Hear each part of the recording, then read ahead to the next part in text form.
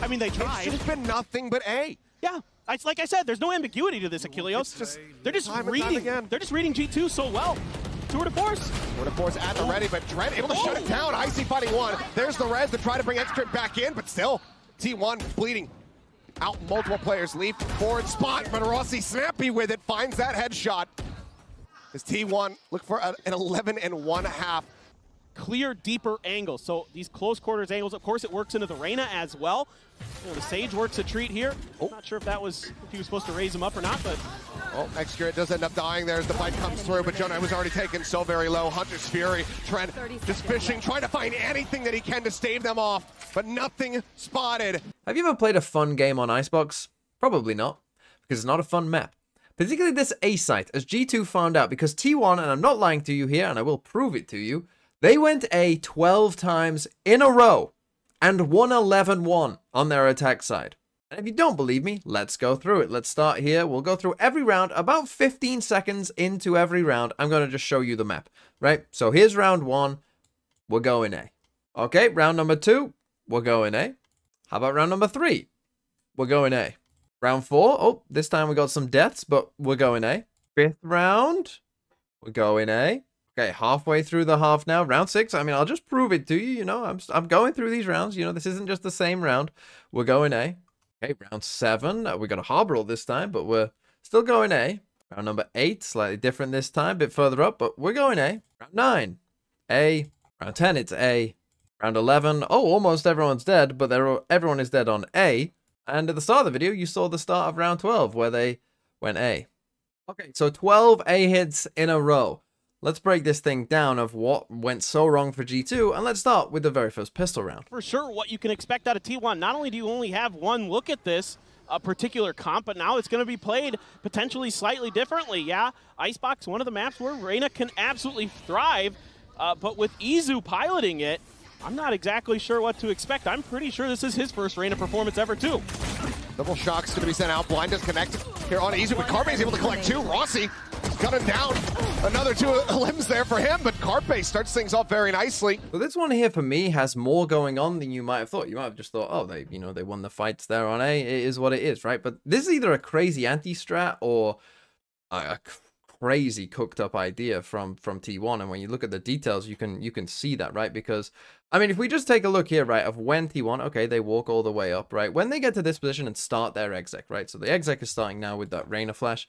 If we take a look at where G2 are, G2 are in a good spot. We've already got 4 players towards A. We've got the Killjoy stuff giving us info on every other part of the map. Like, you know, we're in a good spot, right? And the thing is, with G2's comp, you're looking at it and you're like, okay, well, you know, we've got the Gecko stuff. We got a Wingman potentially defuse the spike, right? We got a Cove to potentially defuse the spike. We got Shock Darts here. We got a Snake Bite, right? Like, we've got some tools here as well. And 4 people are here already, right? So whether we want to play for a full kind of, you know, set retake, or whether we want to kind of fast flood them here, we're in position to do either. We can do whatever we want. You might think, oh, they're in a good spot. But just take a look at this, because it's crazy, this is. Right, so look at Saya here, right? So Saya, he's going to look like, oh, I'm going to wall this. And they do use this wall, right? In most of the other rounds, this is the wall they go for right here. But then he goes, no, I won't do that instead. And this is what makes me think maybe this was like a pistol anti-strat of G2. The fact that, you know, he looks to wall this and he goes, oh, no. We're not doing that instead. We're coming this way. And so what's going to happen here is he's going to put up a wall in a second. Right, it's this wall. Take a look at that if I just come back a couple frames. Take a look at this. It's super weird, right? And the thing is, obviously, we've seen Reyna Flash here for G2, right? The Reyna Flash comes up on the map. Like, we know, okay, we've heard some footsteps here as well. So look where all their utility is, right? Snakebite, Shock Dart, Gecko Flash, right? All coming out this way. But there's no one here, right? No one is here to get hit by that util. They're actually 1, 2, and there's a guy up here as well. You know, we're all pushed much more further towards screens than G2 expect. And what happens with this wall, and again, I don't know if this is intentional or not really, to be honest. If it is, then it's kind of genius, is it kind of baits Valen in, right? And that he probably thinks like, oh, they just missed the wall here, right? But the thing is, we still have the Viper wall here. So Valen kind of gets baited into swinging through the Viper wall, it's straight into his death. And then because the rest of G2, right, the rest of G2 here, they're all, you know, flooding out this way. They then drop down, but then they're just getting pinched, right? And the between the Reyna and these guys swinging back sight, they just get absolutely destroyed. So it's a really clever idea by T1. And again, I don't know if Valen, I mean, look, Valen's the first to die there to Carpe, you know, and then they drop down in onto the site, and then look, you know, we're just running in. And look, they even have the snake bite here as well, right? Which makes me think maybe it was intentional. And then, you know, to top it all off, you know, they then even get the trade on top of the wall to end it as well. Okay, next one here, round number 3, the bonus round. This one, we're just going to show that we were perhaps a little antsy. Towards the other side of the site. Good shock dart does a little bit of damage. Oh, as he swings out to try to clear the drone, Icy is watching for it. Fantastic headshot to go ahead and open things up on this defense for G2. Still having the players try to make their way across, but Izu able to find one, so now 4v4. Gun here. Off is on a very forward, deep line for Xcurate. Very easy to lose that weapon here as the chaos gets ready to ensue. Toward the wall, back up, off shot, not going to connect, but Saya player able to find that covering fire, catches one, restabilizes his aim, finds a second. Carpe will take down Trent. Now it is all on Leaf. He's been a menace, but Xcurate will go ahead and get himself. Okay, so G2 actually find the first kill in this one with this little swing trying to destroy this drone in just a second, and you know, they find the kill, you know, looking to destroy it straight away afterwards. So nice start for G2, right? And you think, oh, they're in a good spot, 5v4 against, you know, a bonus round. Like, okay, we're in a good spot. But the timing of this, so you can just see the tail of it here, right? The Sova dart coming out and the Reyna flash at exactly the same time. So it's like, you know, shooting both is very difficult. And Valen is actually the one who shoots the Reyna flash, but he just gets caught. The bullets, you know, perhaps just revealing where he was there, and, you know, they're able to get the spam kill through the wall. So, okay, but we're in a 4v4. It's not the end of the world, right? Again, we're in a good spot. Looking at, like, the map, you know, we've got into a pretty decent position here. You know, alarm bot on B, turret in mid. You know, we're looking fine still. 4v4, no need to panic, but this is where they get a little bit antsy here, G2, right? The pause comes into the round, but if we just take a look like now, right? So now they're in a fine spot. You know, they're not over peaking, you know, they're just chilling, they're waiting, whatever, they're patient. We're fine, right? We're just chilling, we're waiting, cool, whatever. But just in a second, you know, we're gonna see Icy just start to creep forward, right? And he creeps forward and he gets out, you know, onto Raptors instead, and he's actually going to end up dying. But the thing is, if we want to go for a reclear, like, we do have the you know, we've got Dart, you know, so if we're wondering, like, oh, are they there or not, well, just use your Sova dart or a Dizzy Flash. You know, we don't need to do this, you know, and then we end up in this situation where, again, they're just a little bit off, where, you know, Icy's then running away looking to flash, and Jonas swinging, so, you know, we've got one guy swinging on his own into 3 people, and then, you know, we've got Icy just throwing his flash there, and, you know, just the timing again, right? And this is going to be kind of a consistent theme, really, of just G2, like, you know, their timing just on these micro plays, and John even said it in the post-match interview, was just not very good. Okay, so now round number 5, really a round that G2 should have won, to be honest, you know, most of the time. We're 4-0 down, right? We've been struggling. We've tried to play for this fast flood. In the last round, we actually tried to get aggressive on an eco. Didn't work. Cool, whatever. So what are we doing in this round? Well, this round, we're kind of faking aggression here with the Harbor and Gecko, you know, still trying to fake it. But we've just got a Killjoy setup, you know, in behind it. Right, the Killjoy, we're actually playing very passive here instead, and, you know, we're just going to fake, like, yeah, we've got heavy presence on A, but actually we're grouping up in mid instead. Yeah, we're actually going to go and push mid here, right? So, and I like this call, right? This is a nice call. You know, the first idea didn't work. Okay, plan B, let's go and flank them. And actually in this one, they kind of get a gift, to be honest, in this one, because this is a bad trip. Right, so, I mean, even with their comp, if they were in this spot anyway, right, like, we can just, you know, use a Harbor Wall or a Harbor Cove, whatever, right, like, or even the Viper Orb, right, like, you know, we can use any of it. But yeah, they get into this flank position, and you're like, oh, we're chilling now, right? And the thing is, okay, yeah, they got a Viper's Pit down here, but they think that they've got a trip here, right? They have no idea that we're doing this, especially with 3 players, so you'd think that this would be the round they won, but it wasn't. From the flank, though, so a lot of pressure here for Saya.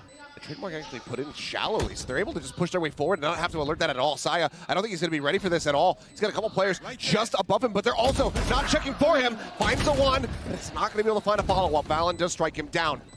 3v4, Xcurate off in hand. Good for one. Tries to pivot, tries to look over to the right-hand side, but he ends up falling, and now it's just Rossi here in the pit. He's bought a decent amount of time. He still has these bites. He's trying to counter-rotate back around here from the front.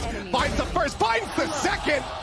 And that is going to be the Red Bull clutch. So yeah, they should have won that round, but it's really well played by Rossi here. I mean, really well played, right? Because you have to consider, this is where they think Rossi is, right? He gets the kill on Leaf. Look how decisive he is, though. And this is what I would say. Anytime you're in a clutch, be decisive and be where they don't expect you to be. Go where they don't expect you, right? Because if you're decisive, you can find timings like this, where they have no idea where he is. They probably think he's going to go up on the rope because they last saw him backside. But if you're decisive, you can win clutches like that. Okay, next one here is round number 7, which is a truly crazy round. It's actually the only round where T1 are going to go towards B. Right, and it's interesting how we set up here, right? Because in the last 2 rounds, we've seen the flanks. You know, we saw one of them, but then they went for it again. So actually, T1, they just leave Rossi here, you know, to potentially pick off any flanks. But it actually ends up with them going B, because here's what G2 do, right? They see that, oh, they're on A again, and they just harbor ult them, right? They're just going to go for this harbor ult straight away and just get full aggro on them, right? Like, as aggressive as we possibly can right there, and we managed to get the first kill. And we actually pushed them back. Right, we took 4 players in a harbor ult, but we finally won a fight on A. And so look, T1, they decide, okay, you beat us, you got us, you know, you stacked enough players there, we're gonna have to come to B. Right, they break the alarm, but in they come towards B. You know, we're just gonna have a nice round on B. Or are we? Because this is what saved this video from being 11 rounds on A instead. Because here's the thing, we're planting on B, right? This is a B hit. It wasn't 12 A hits in a row, but it was because Sova ult, and then more ult spam from G2. And this is maybe where they panicked a little bit, right? They Sova ult, they Gekko ult, okay, sure, whatever. But, you know, now we actually come up on Viper's Pit as well. And the thing is, they have fully rotated here, right? We have full rotated across to be here, right?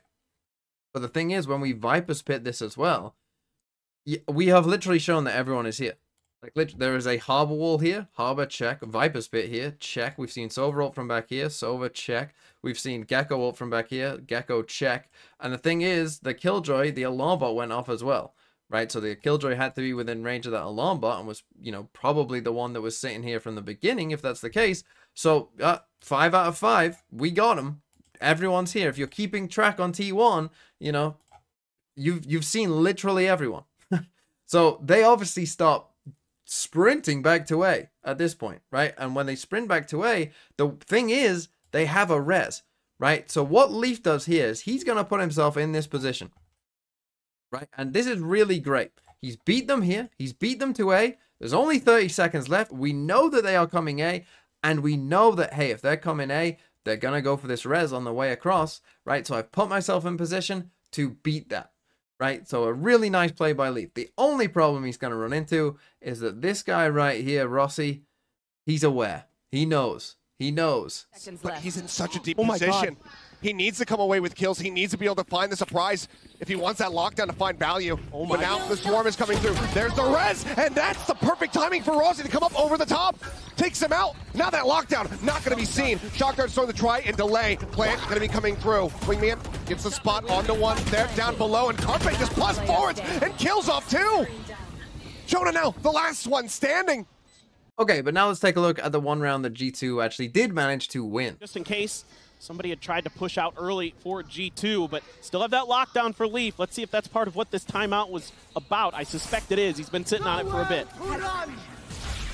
Hunter's Fury on the open. Carpe looking to see if he can catch anybody here, and just barely splits the difference there, so unable to find the tag on the Trent. Lockdown now as well, trying to buy some space. Saya, can he get out of it in time? Yes, he does. So to detain, not going to be found playing that one. On a razor's edge is T1, but Extra now going to be taken down. Leaf starting to come up a little bit. That's the operator now dealt with. Izu trying to find a pacey timing, goes up, gets the dismiss out, sees a couple other players, but now Leaf comes away with the second. Saya going to be taken down, but Izu as well, equalizing, gets that kill. Off shot taken out into Carpe's hands, unable to find the value there. Recon cleared, nothing spotted, sees the legs of Icy, but cannot find the kill, and Rossi cannot get the clutch. G2 will at long last get themselves on the board. So what was the difference with this round to all of the other rounds? Well, to me, obviously the lockdown helped for sure, you know, as the lockdown is coming in here and you know, T1 have to retreat. But this wasn't like a full fast flood retake, right? We're not retaking on the spike getting planted. we're actually waiting, and okay, the lockdown helps us. That means we can get into the first part of the site, we know that. But then this was like the only time we were in this kind of scenario, really, where T1 had to be back here, because otherwise T1, as you've seen in some of the other rounds, like, they're fighting this, right? They're fighting this, and we've seen that G2 can't win that, right? But because of the lockdown, this was the one round where T1, weren't able to really fight this. And so what that means is G2 were able to actually get effective use of their util, right? They were able to put up the Viper wall. They were able to put up a Harbor wall. They're able to get Wingman on the spike. These things just weren't happening in the rest of the rounds, right? Because T1 were just saying, well, we're just going to fight you instead, right? So the Dizzy Flash comes out, we get the Harbor Cascade, the Harbor Walls, they're all coming up, right? The Viper Wall comes up, Wingman gets half on the spike, and that creates a lot of pressure here on T1, right? And so even though we go back and forth, they were just in a probably a more normal position, perhaps a position that they're just used to, because I don't think that G2, they're not a very chaotic team themselves, and so I don't think that they necessarily match up well against the chaos. Still, without the Killjoy lockdown, they weren't really able to do much else, as you'll see in round 11, where they tried to be really aggro instead. Pretty in control.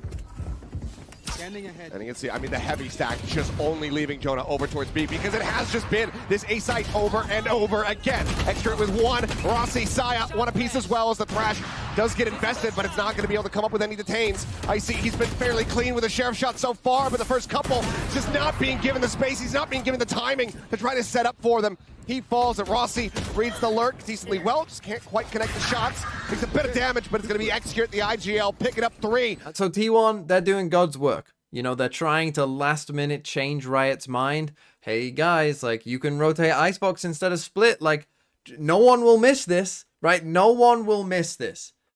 Do it. Like, it's okay. Change your mind. Keep Split. Get rid of Icebox, and we'll all be so much happier for it. So Riot, it's on you.